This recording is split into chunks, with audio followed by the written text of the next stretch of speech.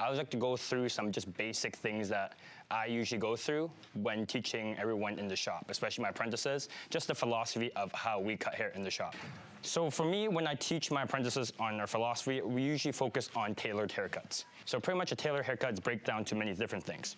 Pretty much the head shape of the person, that's why I have my mannequin head here, but especially when someone you can't see through the head, right? Especially with longer hair. You can't really analyze what's going on with the head. And especially with shorter hair, you can, right?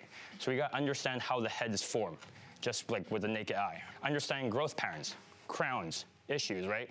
Why crowns stand up, right? Do we need length there? Do we need to grow it out a bit more, right? Certain areas, right?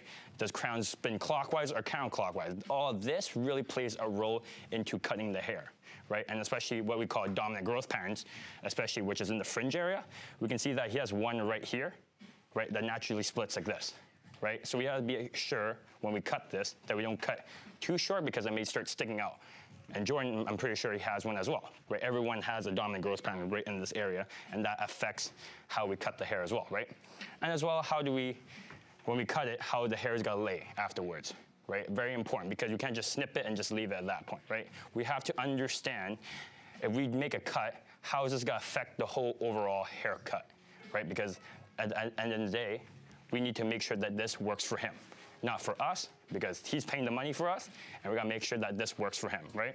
And that's what pretty much we talk about during our philosophy, especially in the shop, right? Everyone has a different cutting process, but the knowledge is always the same.